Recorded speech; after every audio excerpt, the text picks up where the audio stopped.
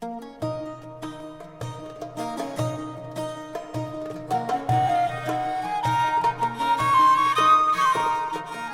podcast comes to you from the University of Toronto, Mississauga.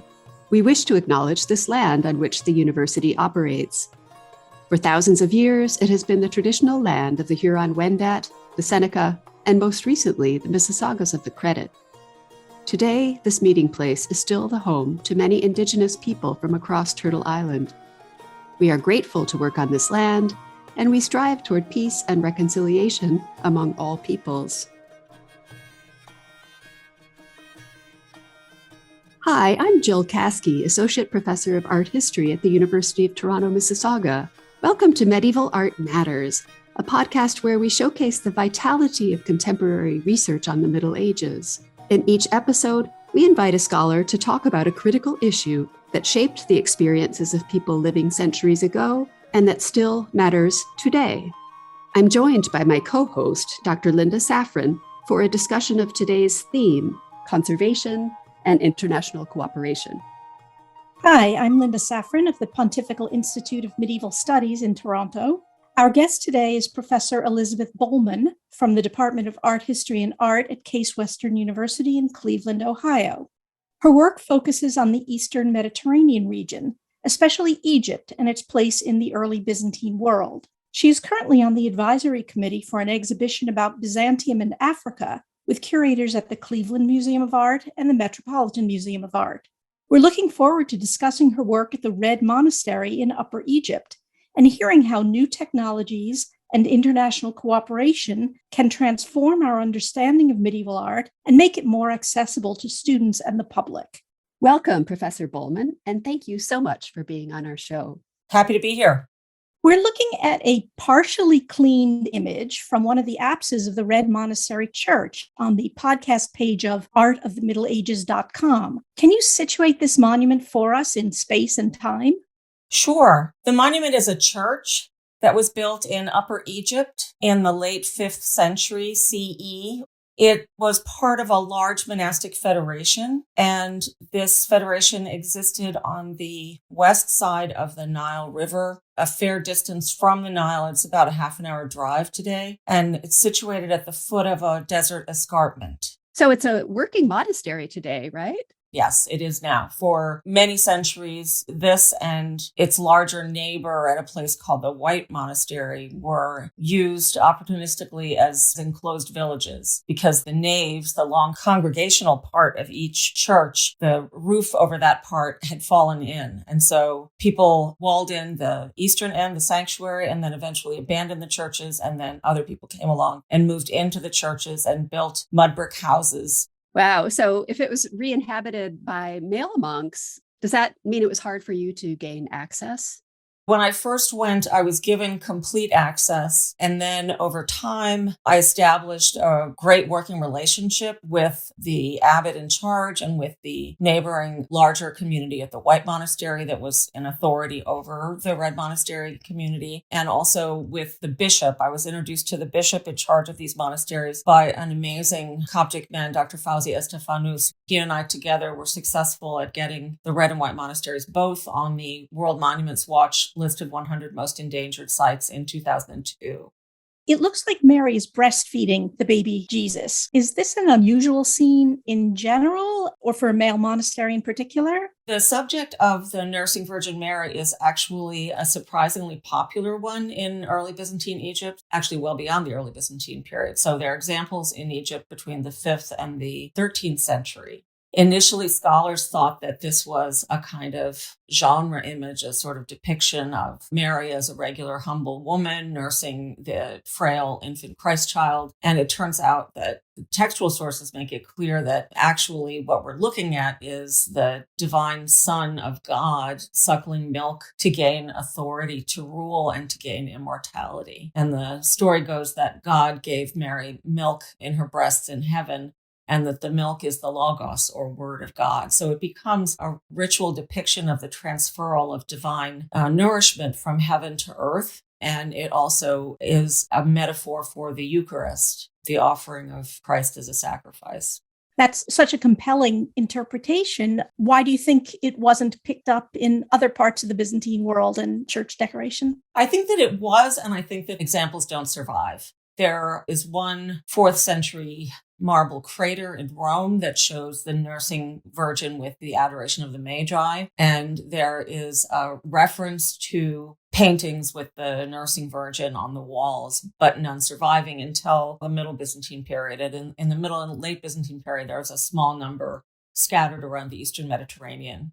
Why was this painting so dark and dirty, and how was it cleaned? So it was covered with layers and layers and layers of soot and dust. And in the lower levels, so the painting we're looking at is up high in one of the semi-domes of the sanctuary. So way up high, well beyond where you can touch it. But down near the ground level, in addition to soot and dust, there was oil from consecrations of the church and also just from spillage and from people touching. So there was an even thicker deposit towards the bottom. But what we're looking at with all of this soot is the materialization of ritual practice, because the soot is applied over centuries because of lamps and incense burners in the church. We can see it as part of the larger life of the church, as part of the ritual practice of the church, as part of the proof of its importance. But of course, you couldn't see anything before the start of the project, and the monument was overlooked and ignored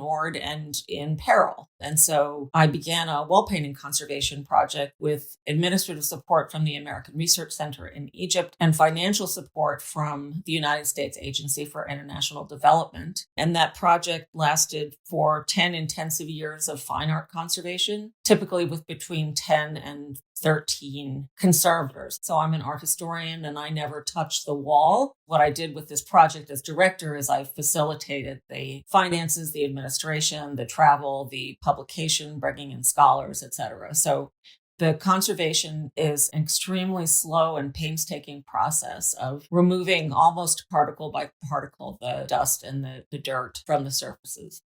I'm curious about this research group, and I wondered if you could say a few more words about how you assembled this diverse team from various parts of the world. The most important part of the team was the conservation group. I think maybe equal to them is a Coptic monk named Father Maximus L. Antony. I first met them all at the Monastery of St. Anthony because I was engaged to work at this other monastery on 13th century paintings as an art historian. I was hired basically to publish them. So I went out to the site. I met Father Maximus, who was the monk in charge of the project, and I met the 4 extraordinary Italian conservators who later were the core of the team. And over weeks of working with them, I ended up realizing that looking at a surface and seeing it just as dark and boring was like the wrong way to approach it. That I could see a surface as a kind of veil, and I could enjoy the process of discovery through that veil as it was removed. And ultimately, I learned to kind of see through the grime.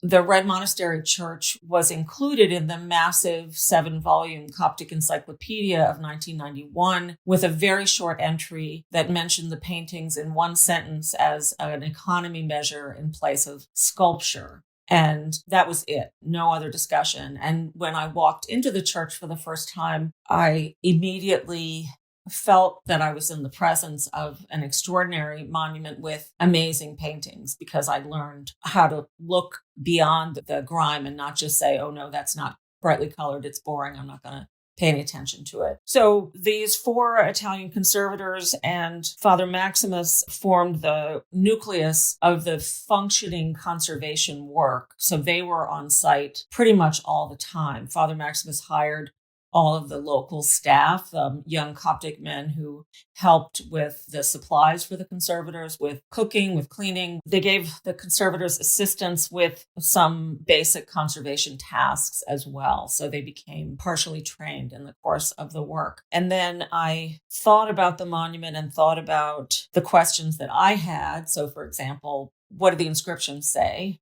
But other questions like, how do we interpret the sculpture in the larger context of early Byzantine sculpture? What do the subjects of the paintings mean together? What was the working life of the monastery like? And so I thought about people who were experts in these various subjects who I might bring together.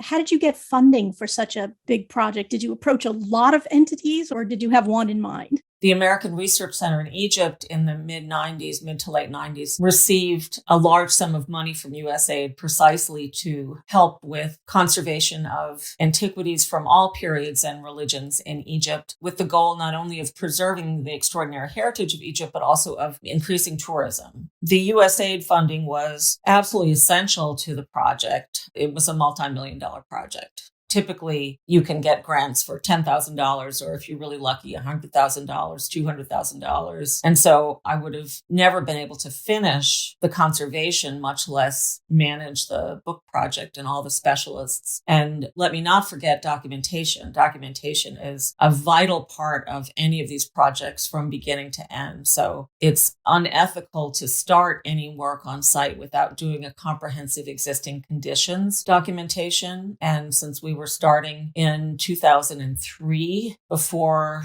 digital cameras were everywhere, we were documenting in 35 millimeter slide, medium format color transparency, and black and white print film. And we did that extensively throughout the project. After each campaign of work, there was a campaign of documentation. And the conservators also would bring in their own specialist in graphic documentation who would work with them to create maps of the wall and show what kinds of interventions they'd engaged in the wall. So you can tell by looking at one of these drawings where they filled in a complete area of loss, a big gap, where areas of paint were loose that they had to reattach. So there's documentation from a bunch of different sides.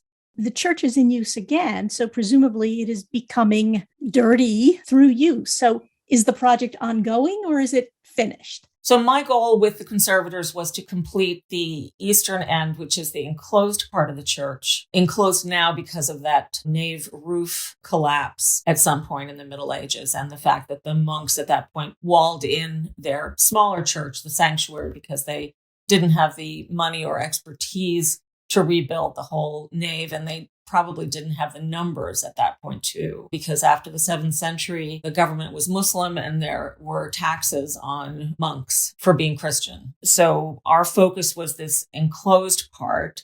It did not seem at the beginning of the project as if it would be possible, humanly possible, to do the whole thing. It was a Herculean task. It just took a lot of dedication by a lot of people. But since I left in 2013, one of the members of the team, the project architect, who's a specialist in historic conservation, Nicholas Warner, continued to work on the site, and he took care of all kinds of things like making sure that the electrical wiring was up to par and was safe. He not only handled putting in a new floor and the lighting and putting in UV protective panes of glass so that the paintings wouldn't get bleached out by the sun, but he stayed on and managed to get the entire nave cleaned and conserved. And they found in the course of the cleaning some medieval paintings that had not been visible. So I knew that there were medieval paintings in the nave, but they found several more figures that had not been visible prior to that. And so that was very exciting. So Nicholas has received permission recently to install a kind of sunshade over the paintings in the nave so that they also don't get bleached out. So one of the things that happens after you conserve paintings like this is that you make them once again fragile. They're at risk again in a way that they weren't when they had 1/4 of an inch of soot on them. And yes, in answer to your question, Linda, the church is becoming dusty again and becoming covered again with a light coating of soot. But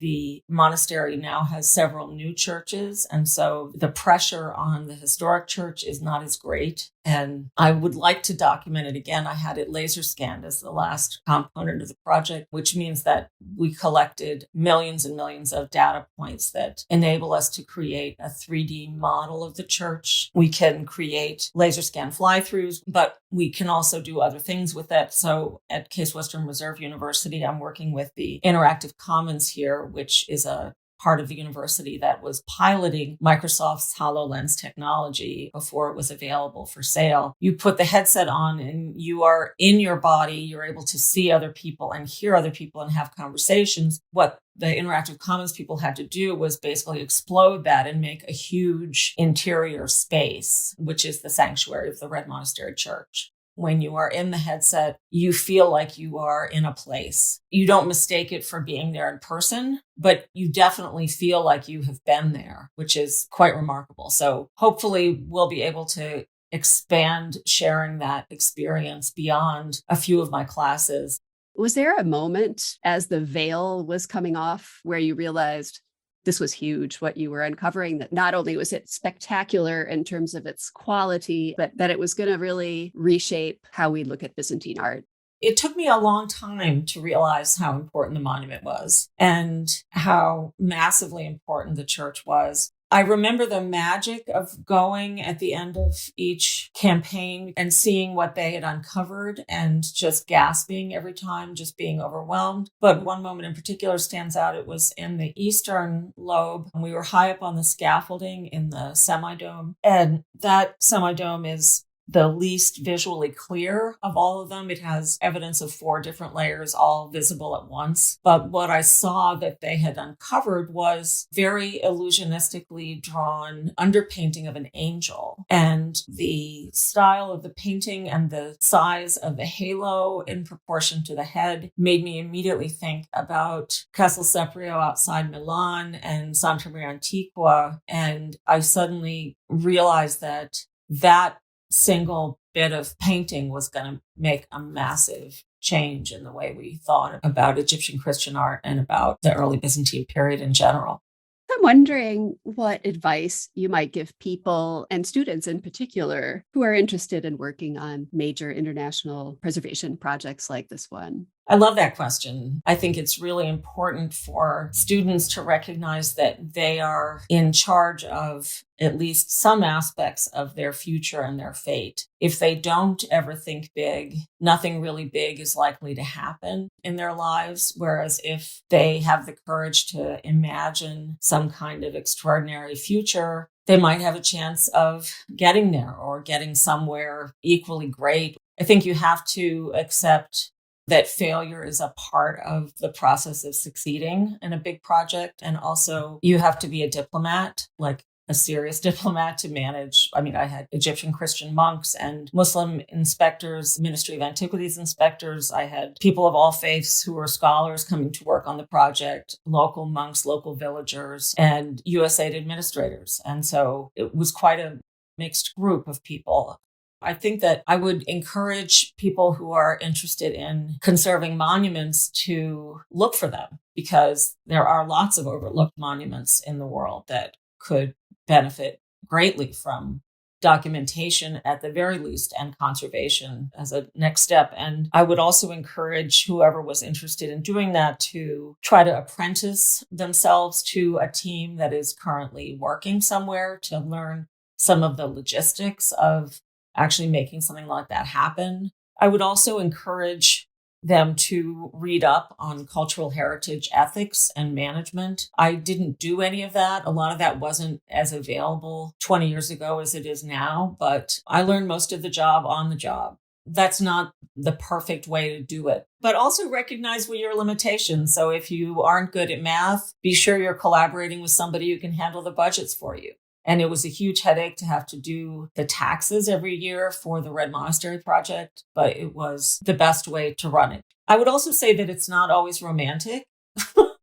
So it may seem romantic. Oh gosh, Betsy was wandering around the upper Egyptian desert and she found this extraordinary thing, and then she managed to conserve it and publish it. And now we can, experience it with the HoloLens. That all sounds really marvelous, but there's a lot of exhaustion and really hard work that goes into that sort of thing. And if you're in a foreign country, there are also cultural issues, not knowing necessarily always how things work. It was crucial for me that Father Maximus is fluent in English, because he was an interface between all of the scholars and conservators. Well, you certainly deserve enormous credit for assembling and managing such a diverse crew. Let me end with a kind of open question. Where do you see your field going in the next decade or so, and where would you like it to go? Earlier generations of art historians, using largely portable objects, made up stories about where creativity resided, and they mostly assigned creativity and high quality artistic production to Constantinople, modern day Istanbul, and to Alexandria sometimes. And they saw Upper Egypt as being a place apart where at best you could find folk art. And the Red Monastery Church just absolutely destroys all of those arguments. So it's been really gratifying to see people recalibrating as a result of the existence of the church there, but also this exhibition that I have the privilege of being on the advisory committee for Africa and Byzantium. I think that is going to add tremendously to the field because we will be considering not just Egypt, but also Nubia and Makuria and Ethiopia. What I've been seeing and participating in my scholarly life is a movement from thinking about artistic creativity in a kind of narrow way to thinking about it in a much more expansive way. And I would like the field to continue to expand and consider ignored groups, further explore the role of Syrian artists in the Eastern Mediterranean, for example. A lot of work's been done recently on Armenia, but there's, more still to be done. And I know that there are some scholars working on north of Byzantium. I think that's very exciting too. I'd like the field to continue to work away from a kind of hierarchy of importance and place and be open to seeing what's actually there instead of imagining something that in the end wasn't there. Thank you, Professor Bolman, for coming to speak with us today. It's a pleasure and an honor. That was Professor Elizabeth Bolman of Case Western Reserve talking about the International Conservation Project at the Red Monastery in Upper Egypt. You've been listening to an episode of Medieval Art Matters, hosted by Linda Safran and me, Jill Caskey. Medieval Art Matters complements the book written by Jill Caskey, Adam Cohen, and Linda Safran, called Art and Architecture of the Middle Ages, Exploring a Connected World. It is published by Cornell University Press. For more information, go to the website that accompanies the book, artofthemiddleages.com, where you'll also find more podcasts in this series. Medieval Art Matters is made possible by the support of the Department of Art History at the University of Toronto, St. George Campus, and the Office of the Vice Principal and Dean, University of Toronto, Mississauga. Many thanks to the Toronto Consort for providing the music. This podcast was brought to you by Cited Media Productions.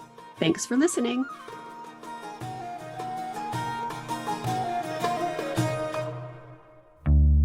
You have been listening to a Cited Media Production. CIDED. Find out more at citedmedia.ca.